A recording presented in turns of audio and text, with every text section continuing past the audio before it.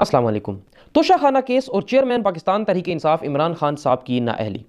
आज हम बात करेंगे तोशाखाना केस क्या था,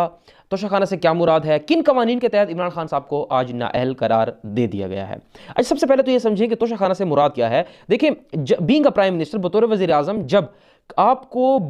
किसी भी दूसरे मुल्क के वज़ीर आज़म या सदर या किसी भी दूसरे मुल्क की तरफ से कोई तोहफा या गिफ्ट रिसीव होता है तो वो जो वज़ीर आज़म है पाकिस्तान का, वो पाबंद होता है कि वो उस तोहफे को तोशाखाना में जमा करा देगा। अब तोशाखाना कुछ टाइम के लिए उस तोहफे को रखता है अपने पास और उसके बाद उसको नीलाम कर दिया जाता है। अच्छा, वही तोशाखाना के जो कवानीन हैं वो इस चीज़ की इजाज़त देते हैं कि अगर कोई भी प्राइम मिनिस्टर पहले अगर 20% वो रकम अदा करे उस तोहफे की, तो वो तोहफा वहाँ से ख़रीद सकता है, वो अपनी पोजीशन में उसको ले सकता है, अपनी ओनरशिप में उसको ले सकता है 20% रकम अदा करने के बाद। लेकिन इमरान खान साहब ने क्या किया कि उस 20% रकम को बढ़ा के 50% कर दिया कि यानी कोई भी शख्स अगर तोशाखाना से कोई तोहफा लेगा, खरीदना चाहता है, तो वो 50% उस तोहफे की रकम अदा करेगा और उसके बाद वो ओनरशिप हासिल कर लेगा उस तोहफे की और उसके बाद वो जो चाहे मर्जी उस तोहफे के साथ करे। इमरान खान साहब ने भी ऐसा ही किया और चंद तोहफे थे, गिफ्ट थे, जो उन्होंने पैसे दे के 50% कीमत अदा की और वो तोहफे तोशाखाना से खरीद लिए और उसके बाद जी उनको बेच के पैसे कमाए। अब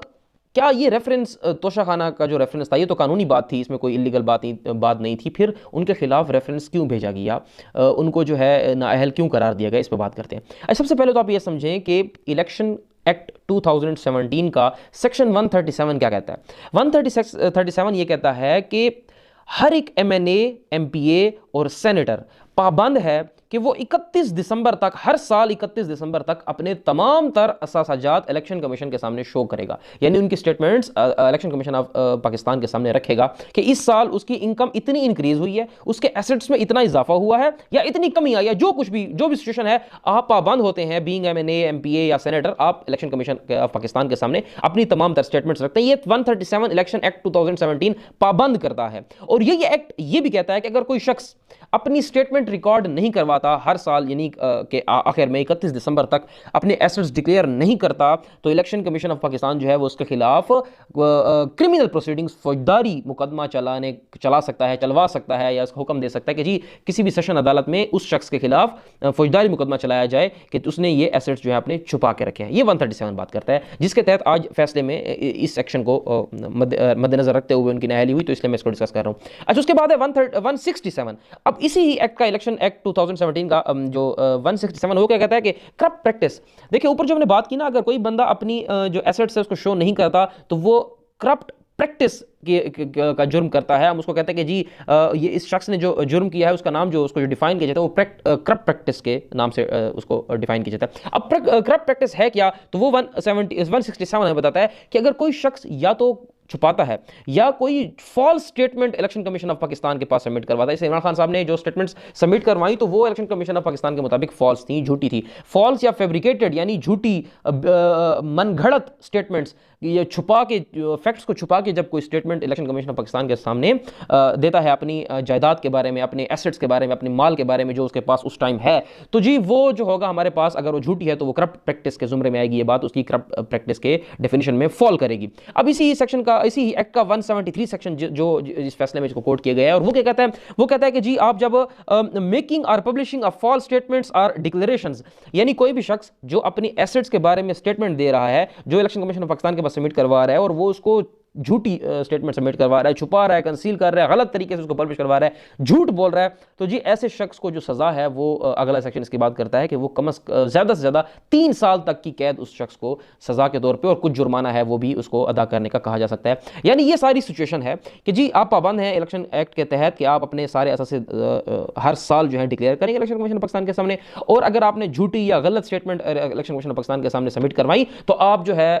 करप्ट प्रैक्टिस के जुर्म का इर्तिकाब करेंगे और उसके तहत आपको जो सजा है वो भी डिक्लेयर कर दी गई है। अब ये सारी जो कवानीन थे, बेसिकली उनका मकसद यही है कि एक MNA है, उसके एसेट्स में इजाफा हो रहा है, उसके सेनेटर उसके एसेट्स में इजाफा हो रहा है, माल बना रहे हैं, तो कहां से बन रहा है, कैसे बन रहा है, ये आप पाबंद है, कानून आपको बाउंड करता है कि आपने इलेक्शन कमीशन ऑफ पाकिस्तान को हर साल बताना होता है। अब चूंकि इमरान खान साहब ने जो तोहफे खरीदे थे तोशाखाना से और उनको बेच के जो पैसे कमाए थे, अब इमरान खान साहब कानूनन पाबंद थे कि वो इलेक्शन कमीशन पाकिस्तान के सामने वो चीज डिक्लेयर करते, जो कि उन्होंने नहीं की। अब वो तोहफे कोई चोरी के नहीं थे, ना ही उन्होंने कोई गैर कानूनी कानूनी तरीके से वो खरीदे थे। उन्होंने 50% पैसे देके वो तोहफे जो कानून उनको इजाजत देता है वो लिए थे, लेकिन वो पाबंद थे कि उनके उन्होंने जो माल कमाया है उसकी वो स्टेटमेंट्स जो है उनको इलेक्शन कमीशन ऑफ पाकिस्तान के सामने डिक्लेयर करें, जो कि उन्होंने नहीं की। इसलिए उनके खिलाफ राजा परवेज अशरफ जो नेशनल असेंबली के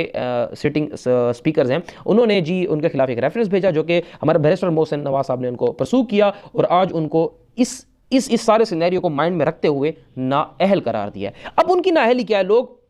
इस केस को मिक्स कर रहे हैं नवाज शरीफ साहब के केस के साथ। देखिए एक चीज़ की और वजाहत यहाँ पे करूँ कि जो नवाज शरीफ साहब को डिस्क्वालीफाई किया गया था, नाअहल करार दिया गया था, वो कानून के यानी आइन के जो आर्टिकल है 62F यानी 62 आर्टिकल का जो क्लॉज F है उसके तहत डिस्क्वालीफाई, यानी कि वो सादिक और अमीन नहीं रहे थे और उनको ताहयात यानी फॉर द लाइफ टाइम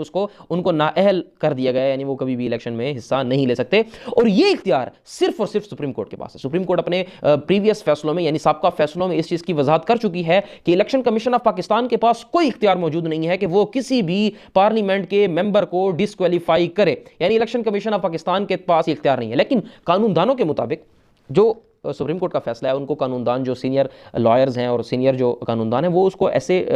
उसकी तशरीह करते हैं कि वो जो सुप्रीम कोर्ट का फैसला है वो सिर्फ 62F तक की हद तक है, यानी 62F में यानी 62F के तहत जब डिस्क्वालीफाई करेगा तो वो सिर्फ सुप्रीम कोर्ट कर सकता है। अब जो मौजूदा केस है, जो इमरान खान साहब का केस है, इसमें जो इलेक्शन कमीशन ऑफ पाकिस्तान ने डिस्क्वालीफाई किया है तो वो 62F के तहत डिस्क्वालीफाई नहीं किया, वो 63P के तहत, यानी आर्टिकल जो है हमारे पास कॉन्स्टिट्यूशन का वो 63 है और उसका सब क्लॉज है P। अब वो P क्या कहता है, मेरे सामने पड़ा हुआ खुला, मैं आपको पढ़ के सुनाता हूं कि